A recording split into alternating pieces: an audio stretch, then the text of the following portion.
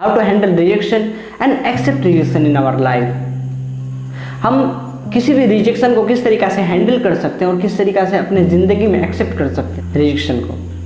ये रिजेक्शन आपके लाइफ के हर एक स्टेज में सुनने को मिलेगा, वो चाहे आप बचपन में हो, बुढ़ापे में हो, जवानी में हो या फिर टीन में हो, रिजेक्शन हमेशा आपके हाथ लगेंगे। ये रिजेक्शन का लिटरल मीनिंग या फिर रिजेक्शन को सिंपल शब्दों में समझना चाहें तो एक्सेप्टेशन के बियॉन्ड या अपोजिट जो हमें रिजल्ट या आंसर मिलते हैं उसे ही हम रिजेक्शन कहते हैं। जी नमस्कार, मैं हूं सूरज, आपके अपने चैनल सूर्यास इंस्पिरेशन में बहुत बहुत स्वागत करता हूं। आज अगर हमारे चैनल पे आप नए हैं तो हमारे चैनल को सब्सक्राइब कर लीजिए और बेल आइकन को दबा लीजिए, जिसके नए नए वीडियो आपको नोटिफिकेशन आपको मिलते रहे। इसके अलावा भी आप हमारे इंस्टाग्राम अकाउंट या फिर फेसबुक पेज पे फॉलो कर सकते हैं, जिसका लिंक मैं डिस्क्रिप्शन में दे दूंगा। रिजेक्शन को समझना चाहें तो एक्सेप्टेशन के बियॉन्ड या अपोजिट ही जो हमें रिजल्ट मिलते हैं या आंसर मिलते हैं हम उसे रिजेक्शन कहते हैं। अब चाहे बचपन हो, बुढ़ापा हो, जवानी हो, कहीं भी हो, आपको रिजेक्शन हाथ हमेशा ही हाथ लगेगा और ये समझना पड़ेगा कि रिजेक्शन को किस तरीक़ा से हम अपने ज़िंदगी में एक्सेप्ट कर सकते हैं, फिर हम अपने ज़िंदगी में हैंडल कर सकते हैं। फिर चाहे वो लव रिजेक्शन हो, कैरियर रिजेक्शन हो, फैमिली रिजेक्शन हो या फिर फ्रेंड से मिला रिजेक्शन हो, बात यही है कि कोई हमें कभी बताता ही नहीं है। इतने रिजेक्शन मिलने के बाद भी कोई हमें बताता ही नहीं है कि रिजेक्शन के साथ हमें करना क्या चाहिए, या फिर उसे हमें एक्सेप्ट करना चाहिए या फिर हम उसको पर्सनली लेना चाहिए। हर बारी जब भी हमें रिजेक्शन मिलता है तो हम लोग क्या करते हैं, उसे पर्सनली ले लेते हैं या फिर हम अपने ईगो पे ले लेते हैं। और ये पर्सनली ले लेते हैं जब, तभी हम अपने आप को क्या कर लेते हैं, अंडरएस्टिमेट करने लगते हैं या फिर हम अपने आप को किसी के ऊपर डोमिनेट करने की कोशिश करते हैं। ये रिजेक्शन को एक सिंपल एग्जांपल के तौर पे समझना चाहेंगे। आपने कभी देखा होगा कि जब एक पेशेंट को एक हॉस्पिटल से रेफर किया जाता है दूसरे हॉस्पिटल, एक हॉस्पिटल से दूसरे हॉस्पिटल, दूसरे से तीसरे, तीसरे से चौथे, ये डॉक्टर ने वो डॉक्टर, वो डॉक्टर ने वो डॉक्टर, ये शहर ने वो शहर, दूसरे शहर से तीसरे शहर। अब इतने रिजेक्शन वहाँ पे मिलते जाते हैं हम लोग को, लेकिन हमारे दिमाग में उस समय यही चल रहा होता है कि हमारा पेशेंट किसी तरीक़ा से बच जाए। पर यही बात हमारे अपने ज़िंदगी में समझ में नहीं आती है। ठीक इसी तरीक़ा से हमें एक पर एक रिजेक्शन मिलता जाता है, पर हम लोग क्या करते हैं कि एक ही रिजेक्शन में हम लोग अपने ज़िंदगी को उसी तरीके हम लोग ज़िंदगी के अपने कई सालों, कई महीनों को एक ही सर्कल में घुमाते रहते हैं। जब हम किसी के साथ रिलेशन में आना चाहते हैं, किसी को हम लोग प्रपोजल देते हैं और अगर वो प्रपोजल हमारा रिजेक्ट कर दे तो हम उस समय क्या करते हैं, उस समय हम अपने आप में ईगो पे ले लेते हैं वो, वजह इसके कि उसके डिसीजन को समझना चाहिए। हमें आपको समझना पड़ेगा कि हर एक इंसान यहाँ पे अलग है और हर एक के लिए हर एक किसको किस तरीक़े से लाइफ पार्टनर चाहिए, किस तरीके को बॉयफ्रेंड चाहिए और गर्लफ्रेंड चाहिए, अलग अलग सर्कमस्टांसेस में डिफाइन करते हैं। हो सकता है आप स्मार्ट हो सकता है आपके पास ढेर सारे पैसे हो, बहुत सारे आप ब्यूटीफुल हो, लेकिन आप जिसको प्रपोजल दे रहे हैं वो आपको इंटरेस्टेड ना हो। आप उसके जो उसने सर्कमस्टांसेस बनाए हुए हैं अपने लाइफ पार्टनर के लिए, अपने बॉयफ्रेंड के लिए, गर्लफ्रेंड के लिए, आप उसमें सूटेबल नहीं कर रहे हो। आपको समझना पड़ेगा कि हर किसी का आपके डिसीजन का रिस्पेक्ट करना चाहिए। जब हमें लव रिजेक्शन मिल जाता है तो हम लोग एक के सामने वाले के ऊपर डोमिनेट करना चाहते हैं, उससे मिसबिहेव करने लगते हैं और उसे अजीब अजीब वर्ड्स कहने लगते हैं और उसे ख़त्म तो हम यही कह के करते हैं, गो टू हेल या भाड़ में जाओ। आपने देखा होगा तो आपने भी शायद अपने दोस्तों को देखा होगा या फिर फ्रेंड सर्कल में देखा होगा, इसी तरीक़ा से होता है। क्यों? क्योंकि इसका बेसिक से यही मतलब है कि हमने रिजेक्शन को अपने पर्सनली ले लिया है और अपने ईगो पे ले लिया है। हम उसके डिसीजन को समझ ही नहीं पा रहे हैं कि हर एक बंदा, आप किसी के पास झोली फैला दें और आपको तो कोई एक्सेप्ट ऐसे थोड़ी ना कर लेगा। हर किसी के ज़िंदगी में अपना वो मतलब होती है, हर किसी के ज़िंदगी में अपना एक नज़रिया होता है किस तरीक़ा से वो जीना चाहता है। तो हाँ, अच्छा है कि आपने किसी पे लाइक किया और किसी को प्रपोजल दिया। ये यकीन मानिए, आपका लाइक करना, क्रश बनाना, प्रपोज देने तक में आपका सेल्फ रिस्पेक्ट या फिर आपका इमेज दूसरे के सामने वाले के नज़र में कभी नहीं गिरता।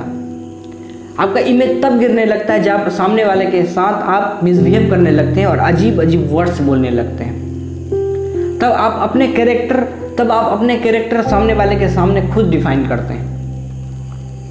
आप बताते हैं कि अब रिजेक्शन के बाद वाले गुस्से में आप किस तरीक़ा से उससे रिएक्ट कर रहे हैं, और ये दूसरा गुस्सा वाला जो इमेज होता है आपका उसके सामने वाले के दिमाग में फिट कर जाता है, और वो यही सोचने लगता है कि ये तो प्यार से बहुत अच्छा बात करता था, लेकिन जब इसको गुस्सा आया तो इसने किस तरीक़ा से मेरे साथ बिहेव किया, मिसबिहेव करने लगा और मिसवर्ड मेरे पे यूज़ करने लगा। तो आपको समझना पड़ेगा कि जब भी आपको रिएक्शन मिले तो इस तरीक़ा से अपने कम से कम लैंग्वेज को कंट्रोल में रखें, क्योंकि क्या है कि मीठा बोलने वाले का जहर भी बिक जाता है, लेकिन अगर तीखा बोलता है तो उसका शहद भी नहीं बिकता। तो आपके लैंग्वेज को कंट्रोल रखना चाहिए और देखना चाहिए कि किस तरीक़ा से आप अपने इमेज को बरकरार रख सकते हैं। आपको बरकरार रखने के लिए, इमेज बरकरार रखने के लिए आपको सामने वाले का, आपके जिसके अभी क्रश है तो उसका डिसीजन को रिस्पेक्ट करना चाहिए। हो सकता है आप अगर नॉर्मल रहें, नॉर्मल बिहेव करें, पहले जैसा ही बिहेव करें, तो हो सकता है कि आने वाले टाइम में कभी आपके लिए फीलिंग्स जग जाए। होता रहता है, एक टाइम में होता है ऐसा कि एक टाइम में रील्स करने के बाद 2-4 महीने बाद उसको रियलाइज़ होता है कि हाँ ये बंदा सही था, तो फिर वो आके कहता है, और ये रियल लाइफ में होता है, नज़र आता है ये। तो इस तरीक़ा से आपके सामने वाले के डिसीजन को रिस्पेक्ट करना चाहिए। आप रिजेक्शन को कभी भी पर्सनली नहीं लेना चाहिए। क्यों? क्लास में आपने देखा होगा कि कोई बच्चा डल होता है पढ़ने में, लेकिन चापलूसी करके टीचर या मैम उसे ज़्यादा नंबर देते हैं, बस उस बच्चा के कंपैरिजन में जो बच्चा पढ़ने में अच्छा होता है। तो उस समय क्या करेगा बच्चा कि टीचर को इस तरीक़ा से बोलेगा, क्या आपने नंबर दिया आपका, तो मुझे नंबर की ज़रूरत ही नहीं है, आप भाड़ में जाओ, नंबर दो चाहे नहीं दो, कहीं भी जाओ। इस तरीक़े से हम बोल सकते हैं क्या? नहीं बोल सकते। क्यों? क्योंकि हम जानते हैं वहाँ पे हमारी औकात क्या है। क्योंकि अभी हम यहाँ पे बोलेंगे तो 10 मिनट बाद हम प्रिंसिपल चैम्बर में मिलना पड़ेगा, तो हम अपने वहाँ पे डोमिनेट नहीं कर सकते, वहाँ पे कुछ बोल नहीं सकते, तो हम अपने आप को क्या कर लेते हैं, और वहाँ पे अपने आप को नेगेटिव मान लेते हैं। नेगेटिव कि हम अपने आप को अंडर एस्टिमेट कर लेते हैं। हम वहाँ पे केपेबल हैं नंबर लाने के, क्लास में टॉप करने के केपेबल हैं, लेकिन अगर एक डल बच्चा ने चपलूसी करके अगर क्लास में नंबर ले आया या चीट करके नंबर ले आया ज़्यादा, तो हम अपने आप को ये अंडर एस्टिमेट करने लगते हैं। उसके बाद हम फिर मेहनत करना ही भूल जाते हैं। तो ये भी गलत है कि इस तरीक़ा से अगर रिजेक्शन मिले तो आपको अंडर एस्टिमेट नहीं करना है, बशर्ते ये दिमाग में रखना है कि आपका मेहनत आपका रंग लाएगा। इसके बदले अगर आप किसी इंटरव्यू में जाते हैं, कोई अगर इंटरव्यू में जाता है और इंटरव्यूअर आपको छांट दे या फिर इंटरव्यूअर किसी को छांट दे, तो वो क्या बोलेगा कि आप जाओ बाहर में जाओ, आगे कंपनी की हमें ज़रूरत नहीं है, देख लूँगा, ईगो पे ले लिया मैंने, अब कंपनी को बर्बाद कर दूंगा, कंपनी को जीरो पे ले आऊँगा। इस तरीक़ा से ऐसा हम बोल सकते हैं क्या? नहीं बोल सकते। क्यों? क्योंकि हमें वहाँ पे अपना औकात पता है। क्योंकि इस तरीक़ा से हम अगर बोलेंगे तो हमें कुछ हो सकता है, 4 गार्ड पीछे लगे हुए, हम उठा के सड़क पे फेंक दिया जाएगा, तो वहाँ पे हम नहीं बोल सकते। और फिर वहाँ पे हम लोग क्या करने लगते हैं, अपने आप को फिर उसी तरीक़ा से अंडर एस्टिमेट करने लगते हैं कि हम आपके उसके काबिल ही नहीं हैं। हो सकता है कि एम्प्लॉयमेंट वहाँ पे फुल हो गया हो, अगर हो सकता है वहाँ पे वैकेंसी फुल की होगी हो, और हो सकता है कि कंपनी को अगर इंटरव्यूअर ले रहा है, आपकी क्वालिटीज़ नहीं पहचान में आ रही हो सकता है आपने गलत तरीके से एक्सप्रेशन में उसके सामने पेश आया हो। बहुत तरीके वहाँ पे बहुत तरीके से जवाब होती है और बहुत तरीके से कंडीशन होती है जिस तरीक़ा से इंटरव्यू सेलेक्ट नहीं कर पाता है। तो इस तरीक़ा से आपको रिजेक्शन को कभी भी ईगो पे भी नहीं लेना है और पर्सनली भी नहीं लेना है। और कहीं पे क्लासरूम में कम नंबर आ जाते हैं या फिर जो इंटरव्यूज़ में आप अगर सेलेक्ट नहीं हो पाते हैं तो आपको अंडर एस्टिमेट भी अपने आप को नहीं करना है। अगर कहीं पे आप सिलेक्ट नहीं हो पाते हैं तो आपको देखना है अपने आप में कि क्या कुछ कमी है सच में, तो अगर कमी है तो उसे सुधार करना है। और लव रिजेक्शन अगर मिलती है आपको, तो लव रिजेक्शन में आपको क्या करना है, आपको सामने वाले बंदे का उसके डिसीजन को क्या करना है, रिस्पेक्ट करना है। सामने वाले बंदे का डिसीजन को रिस्पेक्ट करना है, उसके डिसीजन को सम्मान करना है हमेशा, कि ये सोच के कि वो भी इंसान है, उसे भी अपने जीवन के लिए और अपने बॉयफ्रेंड या गर्लफ्रेंड या लाइफ पार्टनर के लिए अलग सर्कमस्टांसेस उन्होंने डिफाइन किए हुए हैं और जिसमें हम अपने आप को नहीं उतार पा रहे हैं। हो सकता है कि अगर इस तरीक़ा से करेंगे तो हो सकता है आगे में आपको अगर 2-4 महीने बाद उसे रियलाइज़ हो तो आपको फिर से फीलिंग्स बता सकता है वो।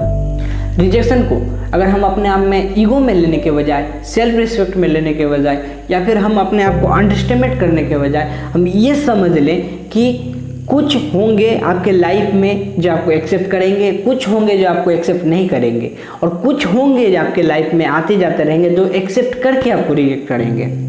और हमेशा आपको एक फॉर्मूला याद रखना है, SW SW SW SW, this is called 4 times SW, that is some will, some want, so what, someone is always waiting. मतलब ये कि हमेशा कोई आपको पसंद करेगा और कोई पसंद नहीं करेगा, तो इसके बारे में करना क्या है, क्योंकि हमेशा आपको कोई ना कोई पसंद करने के लिए तैयार रहता है। जी धन्यवाद, आपने हमारा वीडियो अंत तक देखा। मैं उम्मीद करता हूँ कि आपको वीडियो समझ में आई होगी, हमारी बात समझ में आई होगी कि क्या करना है और क्या नहीं करना है। अगर इससे जुड़ा हुआ कोई भी सवाल है तो आप हमारे इंस्टाग्राम आईडी पे DM कर सकते हैं, जिसको एज पॉसिबल मैं आपको जवाब देने की कोशिश करूँगा। फिर से एक बार कि आप हमारे चैनल पर नए हैं तो हमारे चैनल को सब्सक्राइब कर लीजिए और बेल आइकन को दबा लीजिए, जिसके आपके नोटिफिकेशन नए नए मिलते रहे। इसके अलावा भी आप हमारे इंस्टाग्राम या फिर फेसबुक पेज पे दोनों जगह फॉलो कर सकते हैं। मैं डेली बेसिस पे अपडेट रहता हूँ। नमस्कार, जय हिंद।